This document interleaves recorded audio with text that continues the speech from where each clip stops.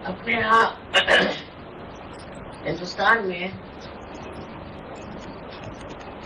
देवी के 2 नवरात्रि माने जाते हैं। ये चैत्र नवरात्रि, जिसमें आज का दिन जो है सो उसे शैलपुत्री माने जब उन्होंने हिमालय में जन्म लिया था पहले, तो इसलिए उनको शैलपुत्री कहते हैं। और फिर इसमें और भी उनके नाम हैं, लेकिन शैलपुत्री की विशेषता ये है कि उनका प्रथम जन्म शैलपुत्री के रूप से। तो हिमालय की उस ठंड में देवी का जन्म हुआ और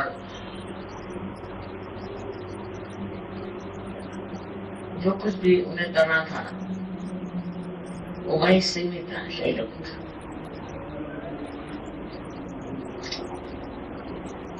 लेकिन आगे की तो स्टोरी आपको मालूम ही है कि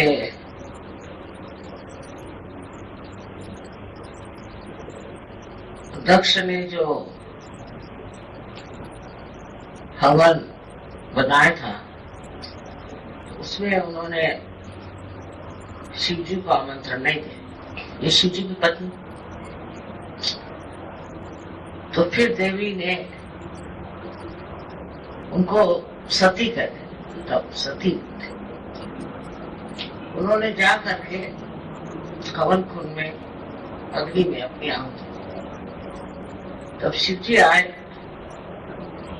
और उनके शरीर को उठा के और निकले, तो वो अनेक जगह उनके शरीर के टुकड़े दिए।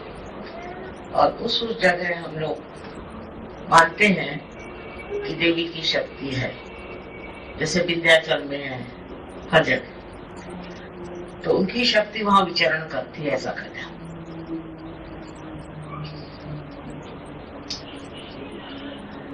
और वो जो शक्ति थी वो किसी भी चीज को पवित्र कर देती थी। इतनी संहारक शक्ति जो थी, ये जो 7 शक्तियां हैं इसमें संहारक शक्ति।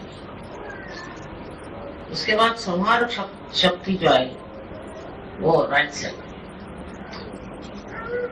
और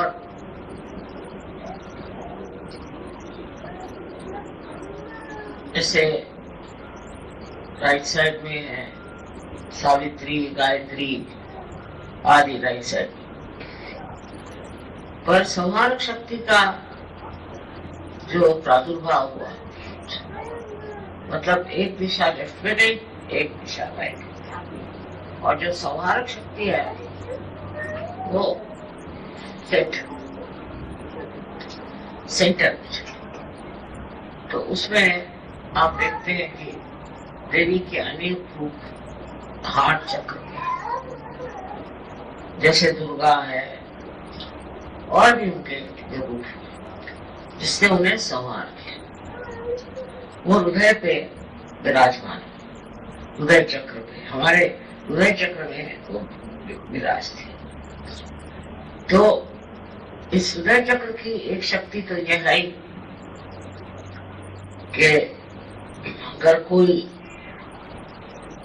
आपको परेशान करे या आप पे आघात करे, ये आपको दुविधा में डाल दे, तो वो जो शक्ति है हृदय में, वो आपका प्रोटेक्शन करेगी और जो आपको सताएगा उसका संहार करेगा। तो वहां पर सबसे जो शक्ति का क्या करना चाहिए, प्रादुर्भाव है या सबसे ज्यादा इफेक्टिवनेस है उसकी, इसका असर है, वो है कुंडलिनी का बहाना। जब कुंडलिनी हृदय चक्र पे आती है, क्योंकि कुंडलिनी जगदम्बा उसका अम्बा, तो जब वो आती है तब उसकी शक्ति और बढ़ जाती है। तो जब मनुष्य सहयोग को प्राप्त होता है और कुंडलिनी के जागरण से उसके हृदय में स्थित होती है शक्ति, तो वो पूरी तरह से आपको संभालती है, आपका रक्षण करती है पूरी तरह। आपका बाल भी नहीं बात हो सकता, पर उसको हृदय में रखना चाहिए, माँ को हृदय में रखना चाहिए। ये माँ की शक्ति, मातृत्व की शक्ति। और मातृत्व शक्ति ऐसी है कि वो अपने बच्चों को हमेशा संरक्षण करती, हमेशा संरक्षण करती। सो इसीलिए कि जब कभी हम लोग परेशान होते हैं तो मेडिकल टर्मिनोलॉजी में ऐसा कहे कि यहाँ जो हड्डी है वो हिलने लग जाते हैं, और उससे जो चारों तरफ फैले हुए हमारे एंटीबॉडीज हैं, जिनको हमारी भाषा में तो हम गण कहें, उन गणों को खबर आ जाती है और वो फौरन तैयार हो जाते हैं। तो गणों की भी वो महाराज नहीं है, उनके भी आधार पर, उन्हीं के आज्ञा पर वो चलते हैं। और इन लोगों में जैसे गणेश और देवी, इनमें कोई कभी भी झगड़ा होने का सवाल ही नहीं आता, वैमनस्य होने का सवाल ही नहीं आता। वो दोनों ही शक्ति मानो जैसे एक आकार है। तो गणेश उनके बेटे हैं और वो उनकी माँ। तो जो लोग गणेश जी को मानते हैं और जिन्होंने प्राप्त किया है गणेश को, सहज में विशेषकर, उनको वो बिल्कुल अपने बच्चे जैसे संभालते हैं।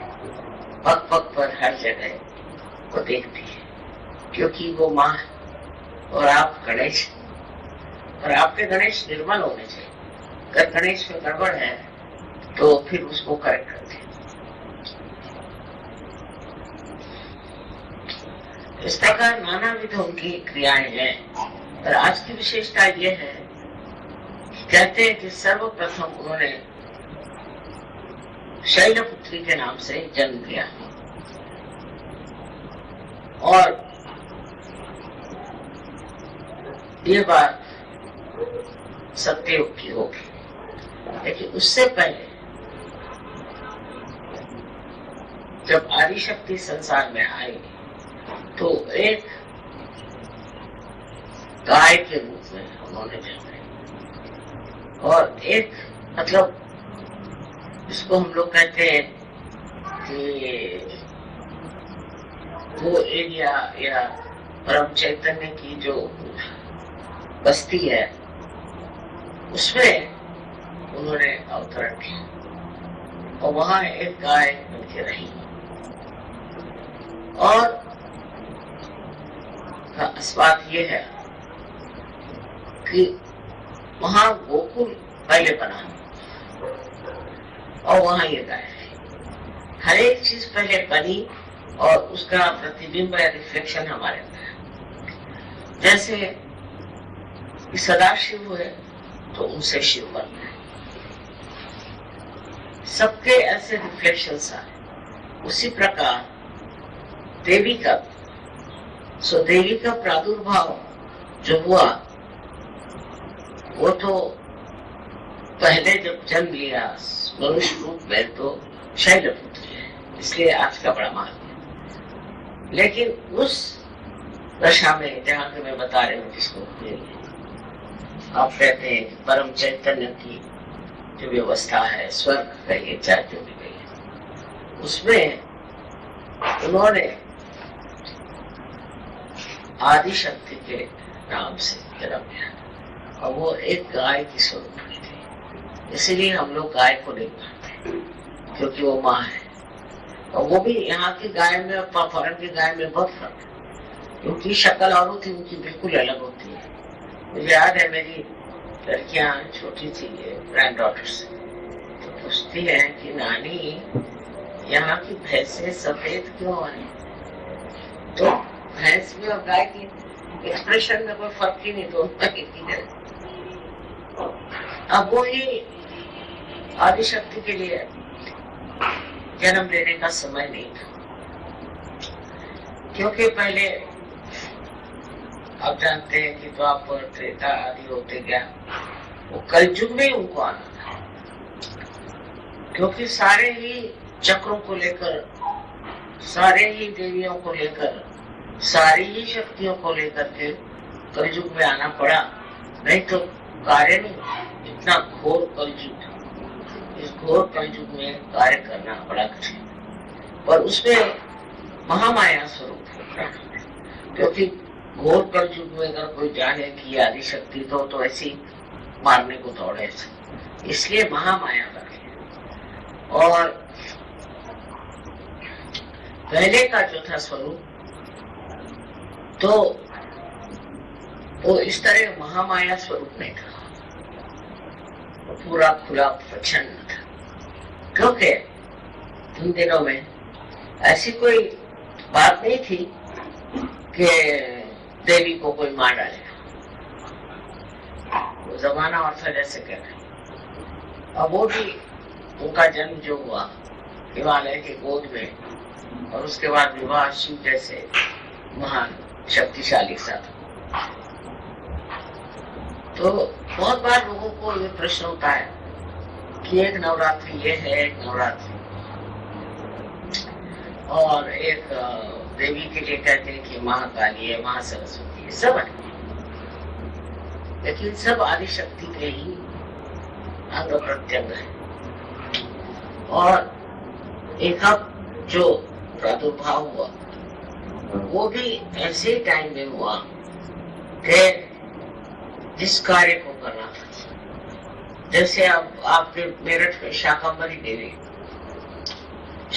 देवी का प्रादुर्भाव हुआ कि उनमें ये शक्ति थी कि वो उपज को बढ़ानी थी।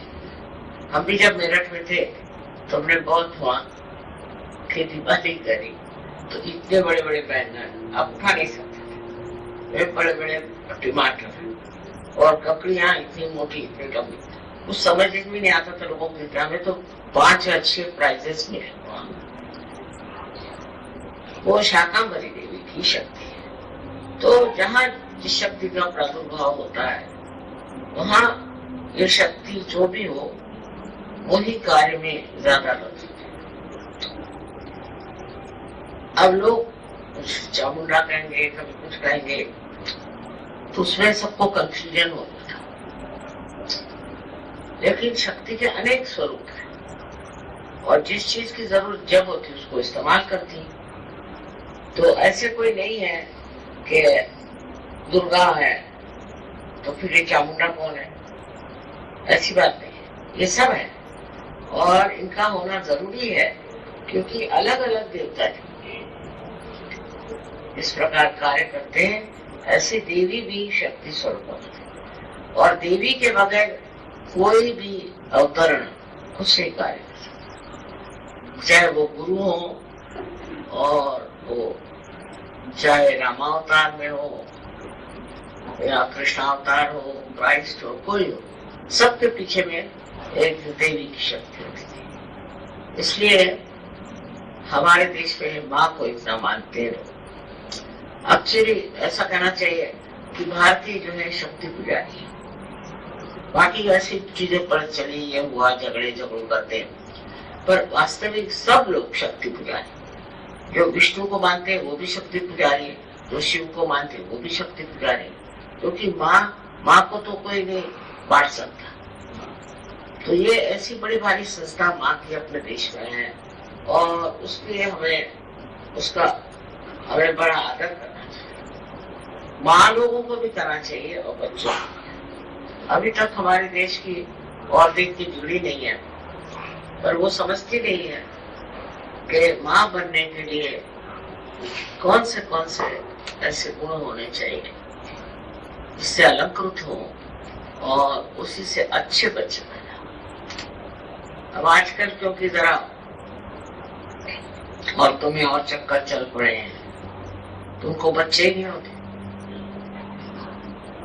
क्योंकि ऐसे औरतों को क्यों बच्चे हो?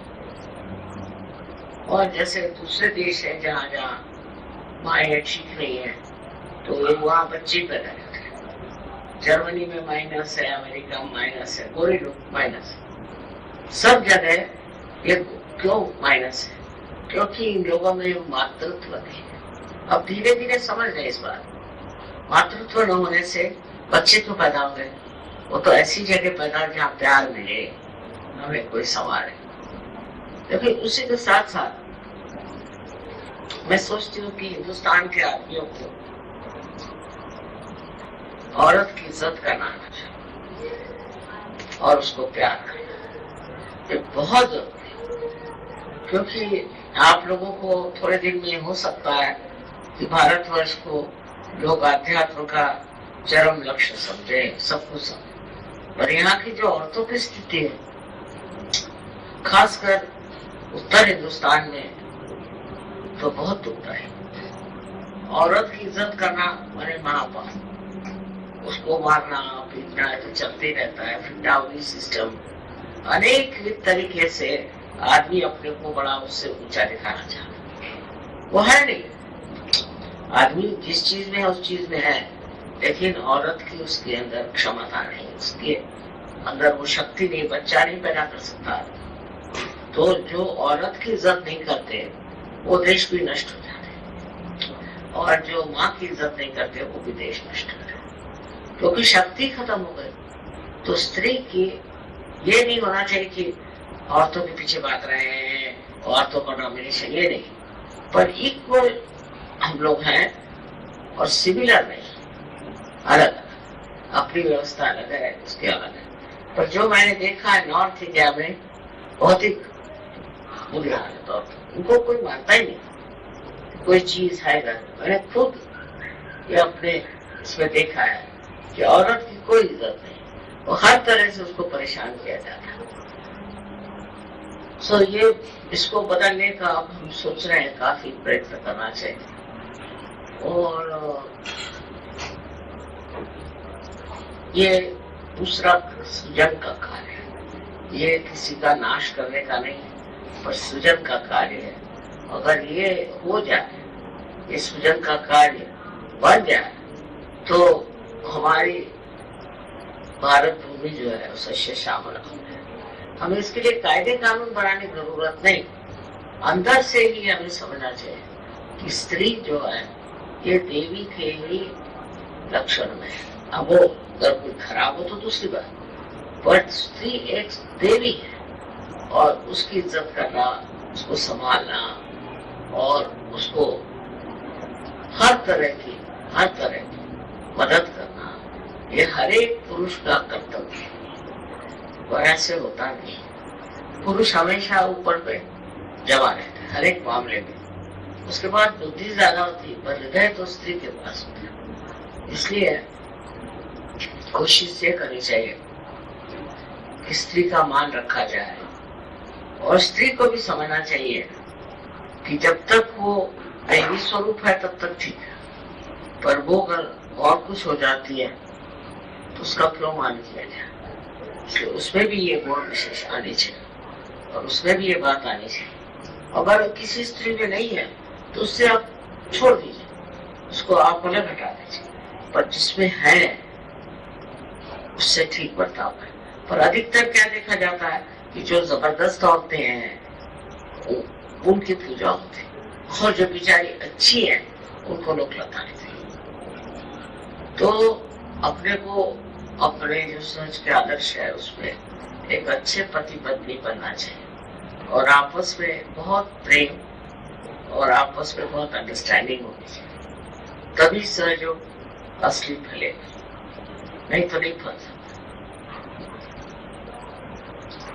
इस तरह से देवी के अनेक स्वरूप हमारे शास्त्रों में वर्णित हैं, और वो सब बिल्कुल सही है, इसमें कोई भी त्रुटियां नहीं है, गलती नहीं है। पर उसकी गहनता समझने के लिए सहज में उतरना पड़ेगा, तो वाइब्रेशंस पे आप पता लगेगा। अब उसमें डिस्क्रिमिनेशन आप देखेंगे कि हर एक शक्ति के अलग वाइब्रेशंस है, पर बड़ी ये सूक्ष्म बात है। इसके लिए जितनी आपकी प्रगति होगी आप समझ पाए।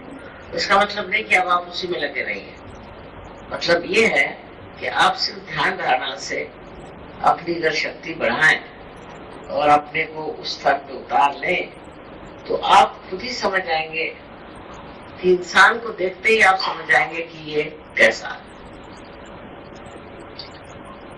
एकदम वो ज्ञान एकदम आ जाए, क्योंकि हम ज्ञान मार्गी हैं और हमारे नसों में ज्ञान आ गया है, तो ये सब पता हो जाए। पर उसके लिए ध्यान करना बहुत जरूरी है, और कोई इसका मार्ग नहीं है कि आप बड़े पूजन करिए, भजन करिए और ये करिए वगैरह कुछ। ध्यान करना चाहिए और उसके साथ ही साथ इंट्रोस्पेक्शन, मैं क्यों कर रहा हूँ, मुझे ऐसे क्यों करना है, अपने ऊपर ध्यान होना चाहिए और दूसरे को करने की योग क्यों करा, क्योंकि उसका कोई फायदा नहीं होने वाला। आप ही को अपने को ठीक करना है, दूसरे को आप छुट्टी ठीक कर सकते। तो अपने ऊपर ध्यान रखें, मैं ऐसे क्या कर रहा हूँ, वैसे क्यों सोच रहा हूँ, मेरे दिमाग में ऐसी बातें क्यों आती है। अपनी तरफ ध्यान और दूसरे की तरफ प्रेम दृष्टि कीजिए, प्रेम की दृष्टि कि मैं तो प्रेम में बैठा हूँ और अंदर मेरे क्या प्रेम हो रहा है सबके लिए, मैं सबके और प्रेम दृष्टि से देखता हूँ, मैं सबको माफ कर देता हूँ। इस तरह से दो चीज है, एक तो ध्यान और एक आत्म अवलोकन जिसे कहते हैं।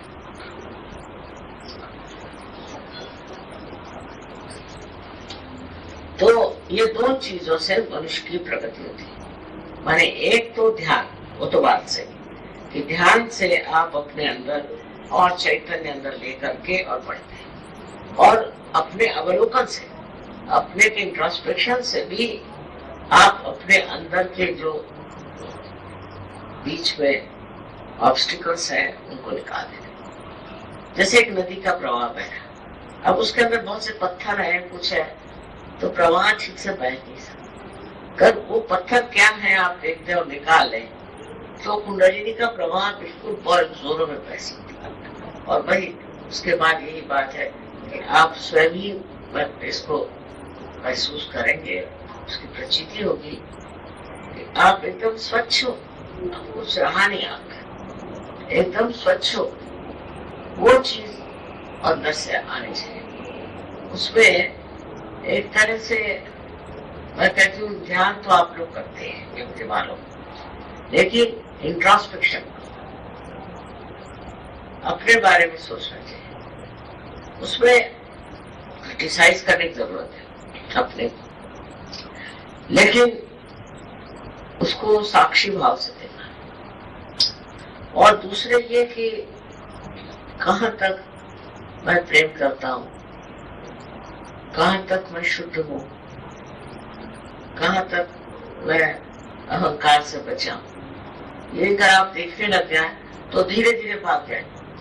जैसे अगर कोई दुष्ट आदमी समझ लीजिए वो आपके घर में आया, आपकी उसके ऊपर नजर पड़ी, भाग जाएगा कि नहीं? उसी प्रकार ये जो बैठे हैं घुसपैठ करने वाले, ये सब भाग जाएंगे अगर आप इंट्रोस्पेक्शन करें। पर अगर आपने अहंकार में मैं तो ठीक हूँ, मैं तो बिल्कुल ठीक हूँ, ऐसे चले तो यही सफाई करने की जरूरत है, यही निर्मलता, यही स्वच्छता अंदर आने की जरूरत है। और कुंडलिनी तो अपना कार्य कर ही नहीं, वही आपको छुड़ाएगी। नोट तो कोई कह नहीं सकता कि हम छुड़ाएंगे, लेकिन आपकी दृष्टि पड़ते ही वो चीज खत्म हो जाएगी। दृष्टि पड़ते ही आपकी वो जो बातें हैं, अब किसी को है थोड़ी थोड़ी लोलुपता होती है, जैसे कि सत्ता की लोलुपता, अब दौड़ रहे हैं दौड़ रहे हैं दौड़ रहे हैं, वो सत्ता मिल गई फिर भी रुके नहीं, तो चाहते फिर और कोई सत्ता मिले, फिर उसके पीछे दौड़ रहे हैं,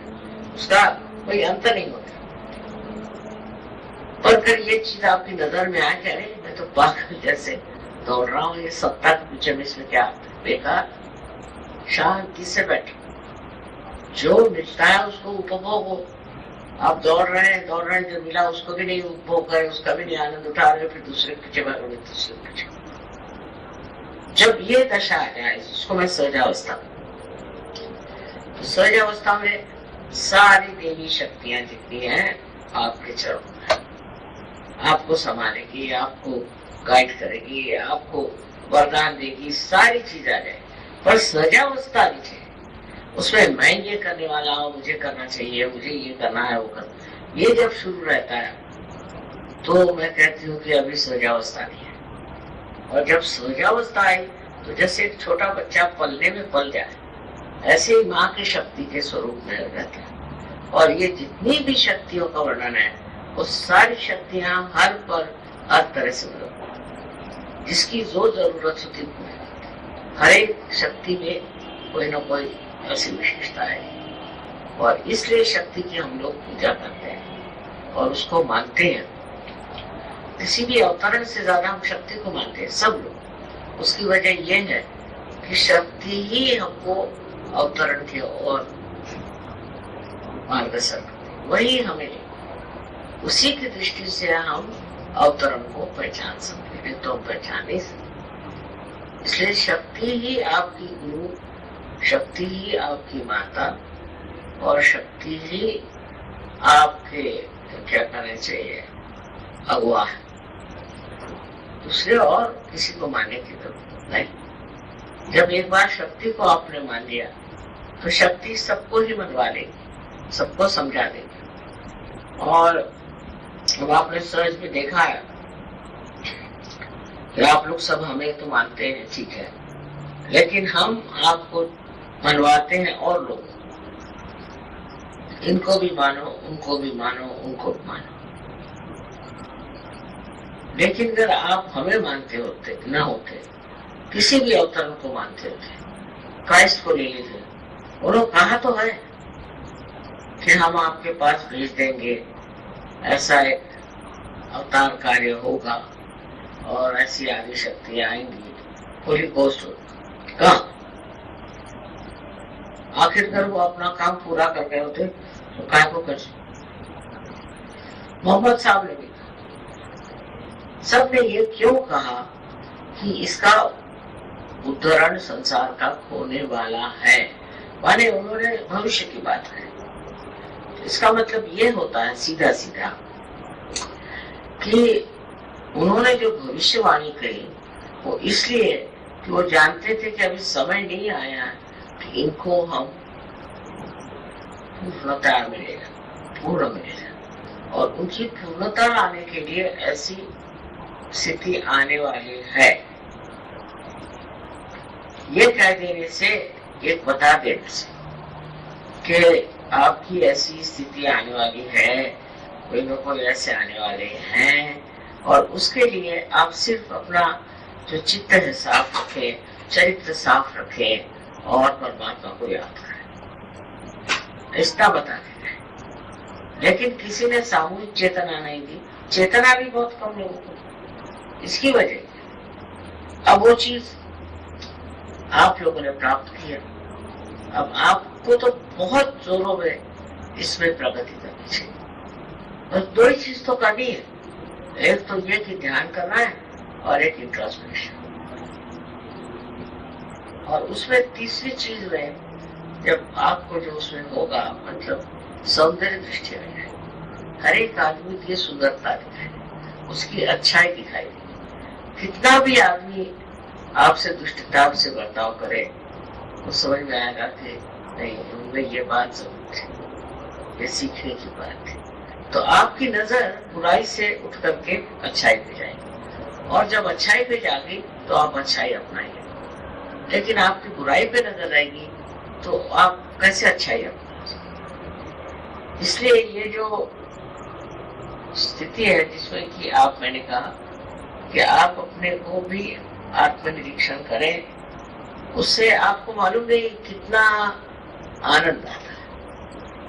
अगर आप में अंदर सुंदरता है तो आपको अपने से आनंद आएगा, अगर आप दूसरों में देखते हैं तो और आनंद आएगा। तो सुंदरता ही देखनी चाहिए, आदमी की अच्छाई देखनी चाहिए, और उसमें फिर आपको आश्चर्य होगा कि हर एक आदमी में कोई ना कोई खूबी तो है, लेकिन उसका मजा कोई नहीं उठा सकता। अब जैसे फूल है, फूल के अंदर सुगंध है, लेकिन अगर आपके पास नाक ही नहीं हो तो आप सुगंध क्या सुन? ऐसी बात कि आपके अंदर वो हृदय होना चाहिए जो उस प्यार को, उस महत्ता को, उस बड़प्पन को समझ सके और उसको आप अपनाइए। तो जितना वो आदमी अपने को नहीं आनंदित कर सकता, आप कर सकते। उसमें जो छिपा हुआ है उसको आप जान सकते, उसके अंदर की कस्तूरी को आप पहचान सकते और उसका आनंद उठा सकते। तो दूसरों से आनंद उठाना सीखना ये शक्ति का ही कार्य। शक्ति आनंद में, आनंददायी। और जब ये आनंद आने लगेगा तब आप देखिएगा कि आप समझ जाएंगे कि अब तो हम हो गए सहज। तो ये सहजावस्था है कि दृष्टि ये आपकी गलत चीजों पे नहीं है। क्या फायदा? क्योंकि आपको कुछ किसी का संहार नहीं करना है, किसी को नष्ट नहीं करना है, वो तो देवी का काम, आपको नहीं करना। तो सारी दुनिया का जो आनंद अलग अलग जगह छिपा हुआ है उसका आकलन करना, उसका उपभोग लेना आपके नसीब में है। इसलिए आज के दिन, क्योंकि आज मैंने बताया पहला दिन है उनका शैलपुत्री का, और शैलपुत्री का मतलब ये भी होता है कि उनकी अवलोकन, क्योंकि हिमालय में पैदा हुए। हिमालय सबसे ऊंचा पर्वत है और वहां से सारे दुनिया का अवलोकन, मतलब उनकी दृष्टि सब पर पड़ने के लिए पहले शैलपुत्री वो सब देख लिया। छोटे बच्चों को भी देखिए, सबको देखते ये कौन है, वो कौन है, वो कौन है। उसी तरह शैलपुत्री का कार्य है। और उसमें से और भी नाम है, शैलजा, ये वो है। पर जो अपने यहाँ ग्रंथों में माना जाता है कि नवरात्रि, जो चैत्र की नवरात्रि है, उसमें जो पहले देवी का अवतरण हुआ वो है शैलपुत्री। बहुत जगह चैत्र की इसको बहुत मानते हैं। जैसे बिहार में आपके छठ होती है षष्ठी के दिन, षष्ठी के दिन वहां होती है छठ, वो ये इस इनमें से। और दूसरी जगह कहीं गायत्री, कहीं कुछ। और गायत्री मंत्र भी बहुत राइट साइडेड आदमी को नहीं कहना चाहिए, क्योंकि राइट साइडेड पावर्स, उनको उससे अच्छा लेफ्ट साइड के मंत्र है जो बहुत राइट साइडेड है। जो लेफ्ट साइडेड है वो राइट साइड के मंत्र है। इस तरह से बैलेंस आ जाए। तो मतलब ये समय आनंद विभोर होने का है, इतने बड़ा महत्वपूर्ण समय है।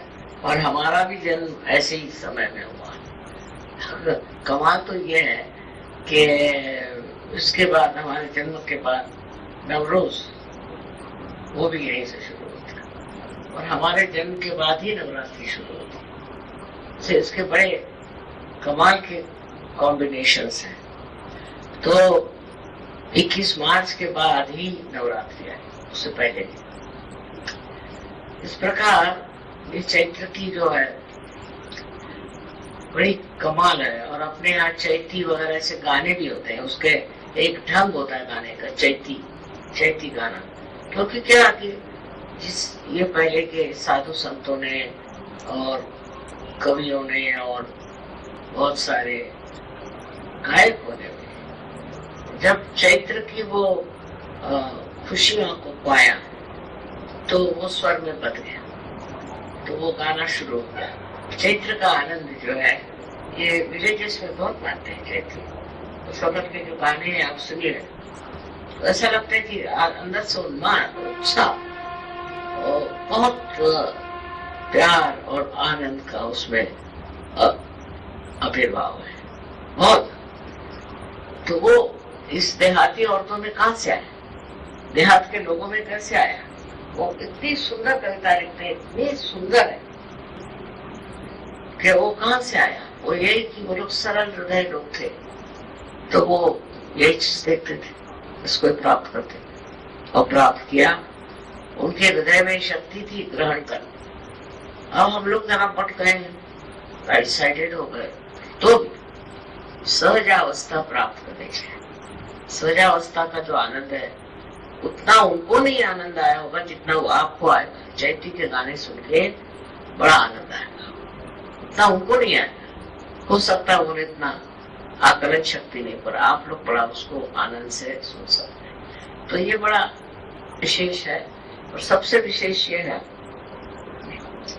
कि विक्रमादित्य ने जब उसके ईस्वी शुरू किया तो इसी को ये जो है तृतीया, इसी को उसने माना कि इसी से शुरू करना, माने 1 तारीख ये, इसका नाम अक्षय तृतीया रखते हैं कीर्तन में। अक्षय तृतीया से ही उन्होंने उनके जो थे शुरू करेंगे कैलेंडर। वैसे ही शालिवाहन ने जो संवत्सर बनाए वो भी इसी तारीख से। आखिर उन्होंने क्यों, उन्होंने भी ये और इन्होंने भी वो, इनकी तारीख एक जो है दोनों की है। आश्चर्य की बात है क्योंकि इसने विक्रमादित्य का राज्य था, उस पर इन्होंने शालिवाहन ने अटैक किया, उनको हराया। वो तो बब्रुवाहन उनके मतलब शालिवाहन के पौधे थे शायद, और उनको हराया। और उसके बाद में उन्होंने ये बनाया शालिवाहन का शक। और इस शालिवाहन के शक की भी जो पहली तारीख है वो भी अक्षय तृतीया है, और उनकी जो पहली तारीख है वो भी अक्षय। बड़े आश्चर्य की बात। और मुसलमानों का भी जो हिजरी होता है ना, वो भी यही है, फर्स्ट यही है। सबने इसी तारीख को माना फर्स्ट। तो पारसी स्ट्रीट नवरोज कहते हैं। कारण क्या है? कारण यह है कि एक ही शक्ति से प्रेरित लोग थे, तो उन्होंने इसी दिन को इसे बहुत महत्वपूर्ण है। और इस दिन जो भी कार्य करो खुद सफल हो, और खास कर लोग कुछ कर विशेष कार्य करना है तो उसको आज के दिन करते हैं, क्योंकि आज कहते हैं कि सबसे ज्यादा पुण्य ऑस्पिशियस दिन। तो बड़ी खुशी की बात है कि आप सब लोग आए यहाँ, और इसके बारे में हम लोगों ने इतना जाना। तो आज हम लोगों को यही अपने अंदर निश्चय कर लेना चाहिए कि हम रोज ध्यान करेंगे, और उसी के साथ इंट्रोस्पेक्शन। जब सोचेंगे तो अपनी बारे में, दूसरों के बारे में, अपने बारे में सोचें, और फिर उसको किस तरह से मधुरता से हम अपना जीवन बिताते थे। बात करने में, किसी के व्यवहार में, हम उसको किस तरह मधुरता से हम अपने विचारों को प्रकट करें, ये तब सीखना चाहिए, जिससे हम किसी को दुख नहीं पहुंचे, किसी तकलीफ नहीं। उल्टे जो कुछ कहना वो कहो, कभी कभी जरूर कहना पड़ता है जोरों में, पर अधिकतर जिससे आप कह रहे हैं उसको ये हमेशा एहसास होना चाहिए कि ये प्यार में कहा जा रहा है, तो उस प्यार में ही आपको बोलना चाहिए। तो वो किस तरह से कहा जाए। अब मेरे लिए तो रोज ही प्रश्न है कि वो आ रहे हैं तुमसे क्या कहेंगे, वो आ रहे हैं उनसे क्या कहेंगे, इनको कैसे समझाएंगे, उनको कैसे देखिए। ये शक्ति जो है प्यार की, ये जो हम देखते हैं चारों तरफ प्यार ही प्यार, आनंद में है, पृथ्वी में देखते हैं, सारे निसर्ग में देखते हैं, हर जगह प्यार ही प्यार बह रहा। तो वो प्यार हमारे अंदर समा जाता है, आदान प्रदान सा, और फिर उसके बाद उस प्यार से ही आप सबसे बात करें। सहयोगियों में चाहिए, किसी पे बिगड़े नहीं, किसी से नाराज नहीं, वो मेरे पर छोड़ दो, शांति पूर्वक सबसे बात करें, एकदम सात्विकता आपके अंदर आनी चाहिए। लोगों को लगना चाहिए कि आप बहुत सात्विक हैं और आपके अंदर कोई घृणा, क्रोध आदि रोग नहीं, तब लोग समझेंगे। तो बहुत जरूरी है। अब तो आप लोग पार हो गए, सब कुछ हो गया, अब जो आगे का कार्य है उसके लिए जैसा व्यक्तित्व चाहिए वो मैं बता रही हूँ। तो आशा है आप लोग इस चीज के अनुसरण करेंगे और इसके अपने अंदर की जो इंट्रोस्पेक्शन है उसको प्रेम से, अपने को भी प्रेम से देखना है, हेट्रेड से नहीं, किसी प्रेम से देखना है। और फिर आपको समझ में आएगा कि अरे ये क्यों मैं कर रहा हूँ, जाने दो, छोड़ो। इस तरह से एक आदमी में एक तरह से साथ होता है, आदमी बड़ा ही साथ होता है। इसी प्रकार से सहयोग और सुंदर हो जाएगा। और मेरा तो एक स्वप्न है कि सारी दुनिया में इतने सहयोगी हो जाए कि दुनिया ही बदल जाए, तो वो होना चाहिए। अनंत आशीर्वाद।